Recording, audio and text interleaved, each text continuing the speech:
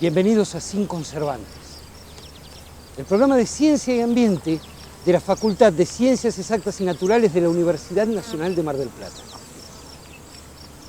En el programa de hoy vamos a hablar del animal más mortífero para el hombre, uno que causa 750.000 muertes al año, el mosquito. Pero en el último bloque vamos a escuchar un coro de nuestra facultad. Y salimos a la calle a preguntar, ¿cuánto tiempo vive un mosquito? No, te soy honesto, no sé cuánto vive, no te podría decir porque no sé. Un año. Poco. Cuando pica creo que muere, ¿no? ¿Cuánto vive un mosquito? Ni idea, no sé. Dicen una picadura, ¿no? ¿Cuánto vive un mosquito? Una semana. Ay, ni idea, poquito. 24 horas creo, pero hay que tener cuidado con el dengue. No tengo idea. Una semana tengo entendido.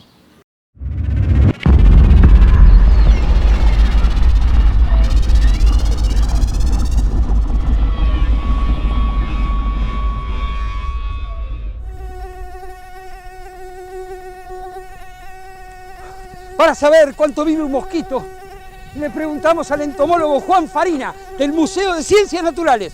Y esto fue lo que nos dijo. En realidad tienen muy poca esperanza de vida los mosquitos, pero el tiempo depende de varios factores. Uno de los factores son los ambientales, temperatura, humedad, época del año. Son todos esos factores que influyen en la longevidad de un mosquito. Factores de sexo, los machos viven mucho menos que las hembras. En términos generales se puede decir que viven alrededor de 15 días, entre una semana los machos y un mes las hembras. Dentro de la población de mosquitos hay algunos individuos que pueden llegar a vivir más tiempo. Algunas hembras pueden llegar a vivir hasta 6 meses. Aquellas que quedan adentro de casas o de albergues de animales que están más protegidas y, digamos, su tiempo de vida se prolonga. Una de las especies más grandes y más molestas de mosquitos que aparecen en verano es el Aedes albifasciatus. Es un mosquito de más de 5 milímetros, rayado, de color negro y blanco, y que se desarrolla en aquellos cuerpos de aguas temporales de los ambientes rurales.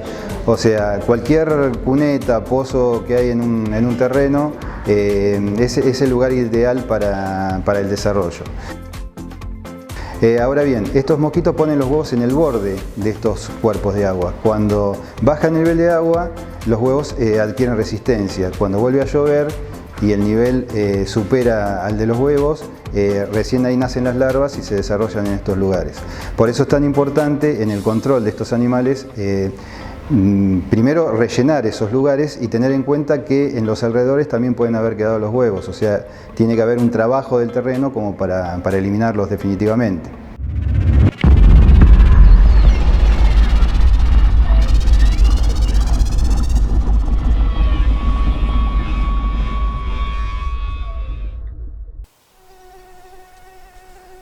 La misma especie de mosquito era responsable de la legendaria fiebre amarilla, el dengue y las recientes Zika y chikungunya. La bioquímica Luciana Barbini y la doctora Conira Merón nos van a ilustrar al respecto.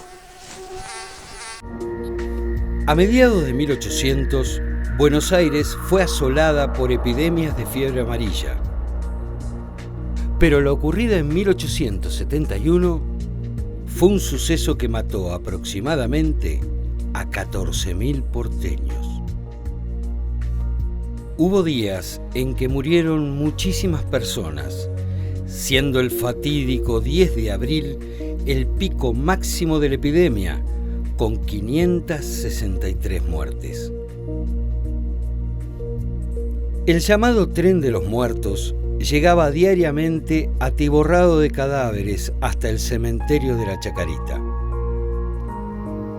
Comenzaron a producirse además casos fulminantes, gente que moría 1 o 2 días después de contraer la enfermedad. No se sabía que la infección era causada por un virus, ni tampoco que la transmitía un mosquito. El término arbovirus hace referencia a un grupo de virus que se transmiten mediante artrópodos. Entre los artrópodos se encuentran los insectos, los cuales al picar un animal o un individuo pueden transmitir la infección viral. En particular, dentro de los insectos se destaca un mosquito, que es el mosquito Aedes aegypti, el cual tiene la capacidad de transmitir 4 infecciones virales, entre ellas la fiebre amarilla, el dengue, el zika y el chikungunya.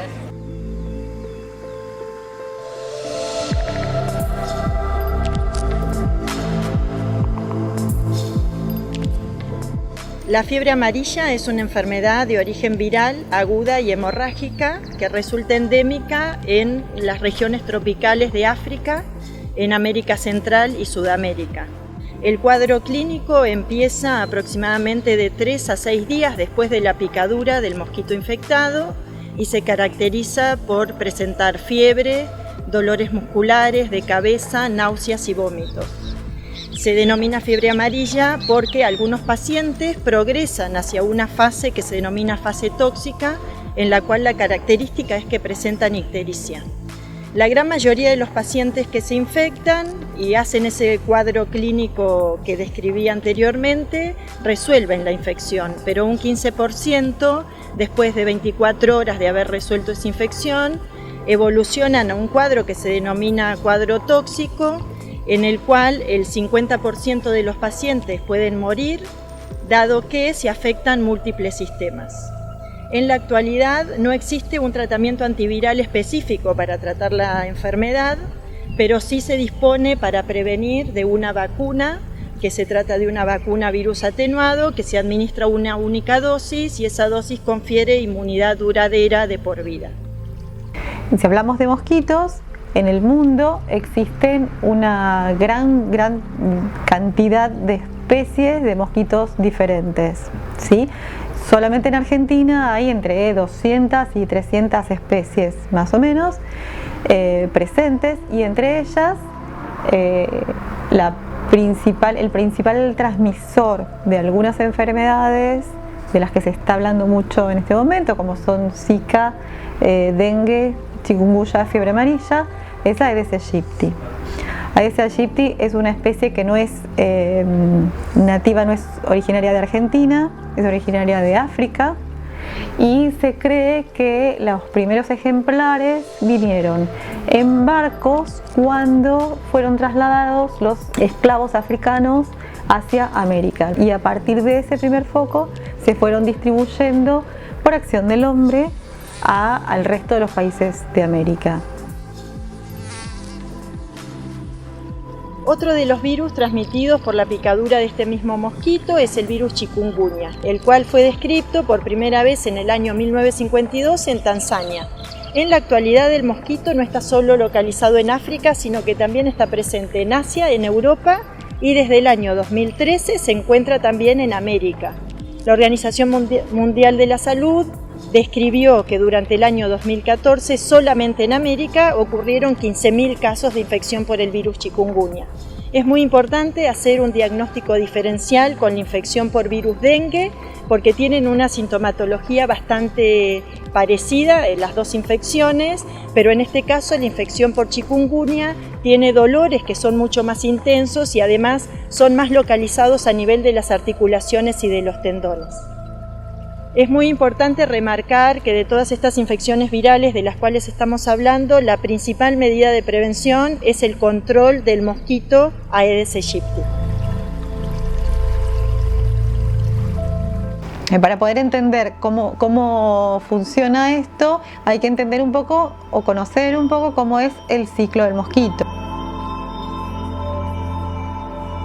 La hembra deposita sus huevos en lugares donde hay agua o en lugares donde hay humedad y son posibles lugares, o sea, lugares que posiblemente van a ser inundados, ¿está bien? La hembra deposita los huevos, los cementa con una sustancia, y cuando ese recipiente se llena de agua, en general en el caso de Aedes aegypti, preferiblemente agua limpia, agua de lluvia, y las condiciones están dadas, condiciones de temperatura, sobre todo, ¿sí? Humedad y temperatura, esos huevos entonces van a eclosionar, ¿sí? Y se van a desarrollar 4 estadios larvales que son acuáticos, ¿sí? Los llamamos larva 1, larva 2, larva 3, larva 4. Una vez que llega, que además esos estadios larvales son filtradores, se van a alimentar de todos esos detritos que hay en esa agua, ¿sí? Una vez que completan esa parte de su ciclo, van a mudar a un estadio de pupa, que es el equivalente a la crisálida de la mariposa, ¿sí? Y que también es acuático, pero no se alimenta.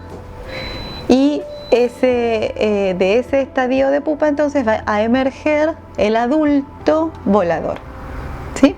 Machos y hembras.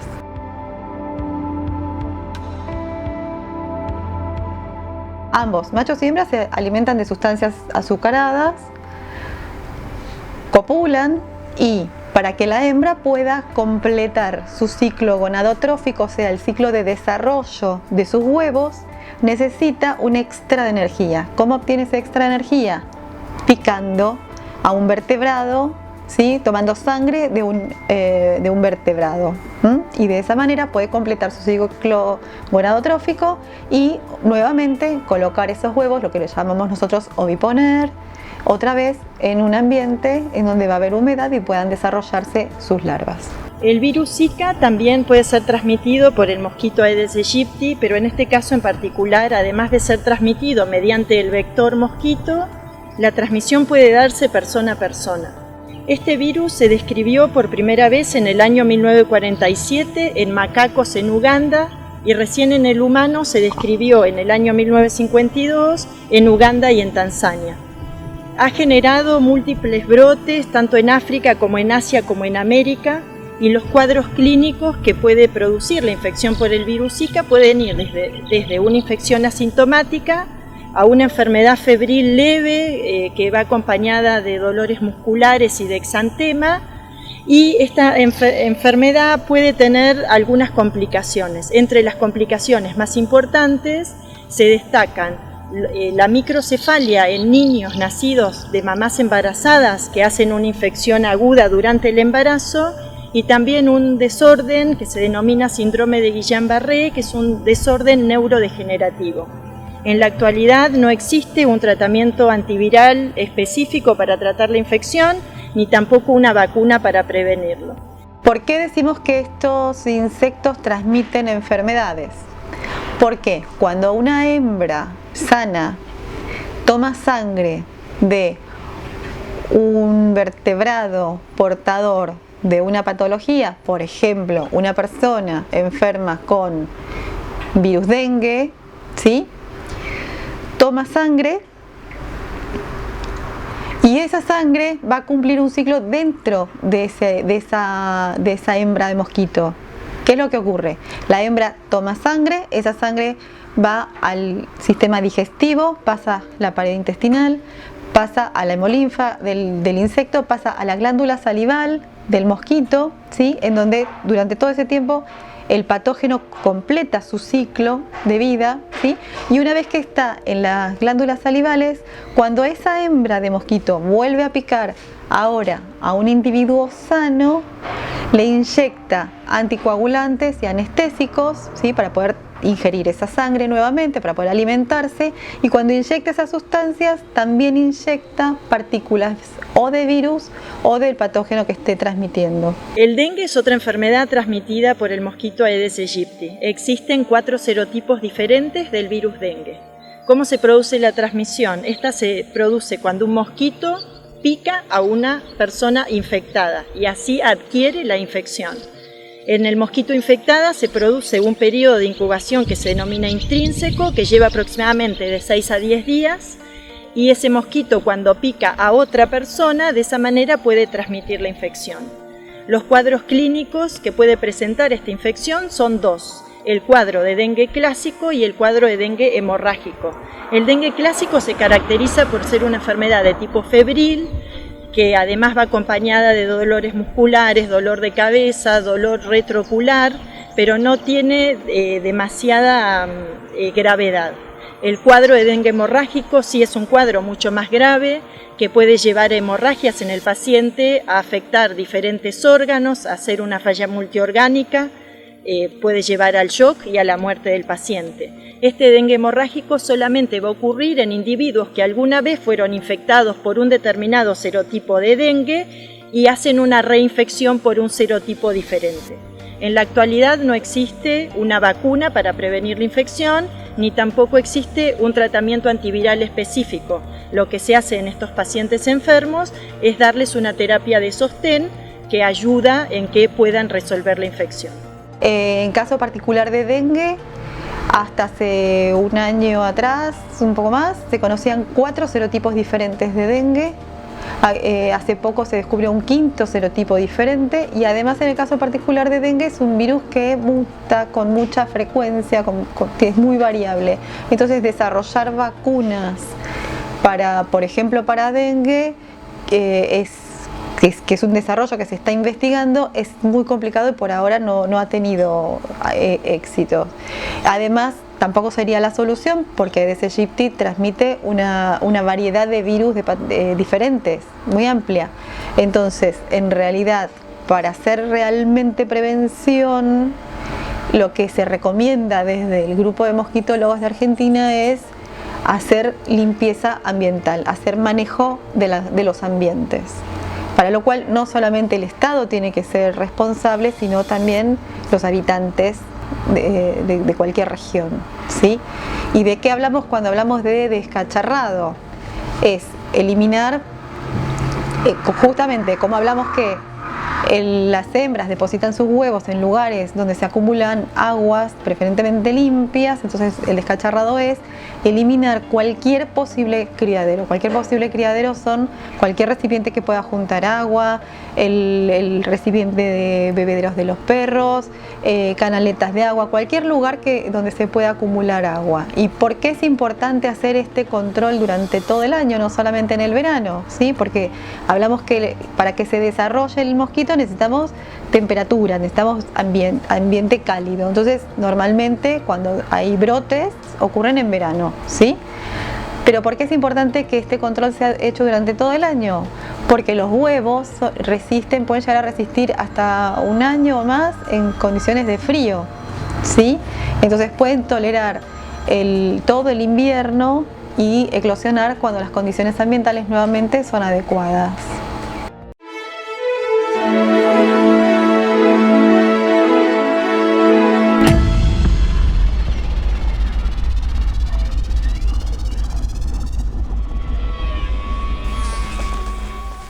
Un grupo de estudiantes y docentes de nuestra facultad, dirigidos por el excelente músico marplatense Marcelo Sanjurjo, nos van a hacer escuchar Samba para olvidar.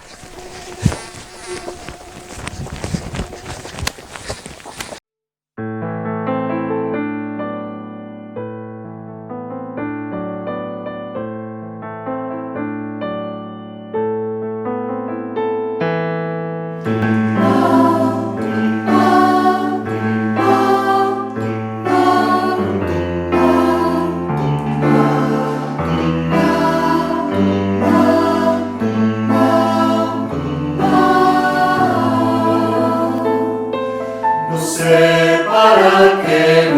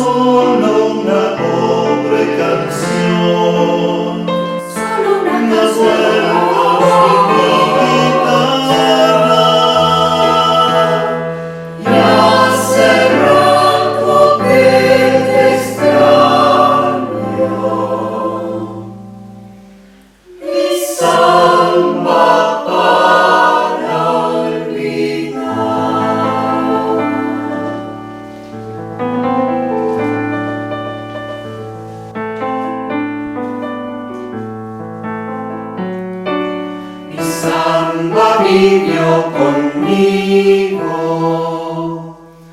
parte de mi soledad. No sé si ya lo sabrás, mi vida se fue contigo,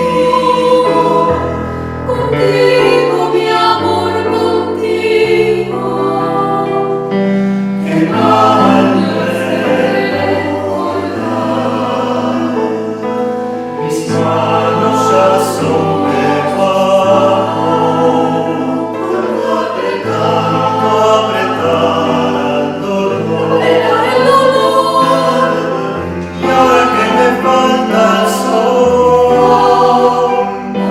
no sé qué venís buscando. Llorando, mi amor, llorando. Olvídame vos. Qué pena me da saber que al final de este amor ya no quiero nada. Solo una pobre canción. Solo una canción.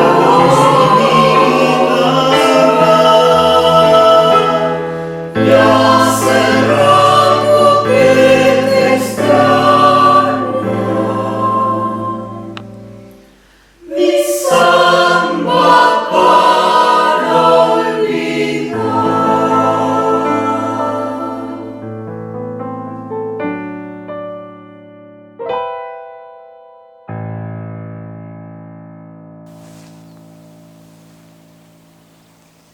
Esto ha sido todo por hoy en Sin Conservantes.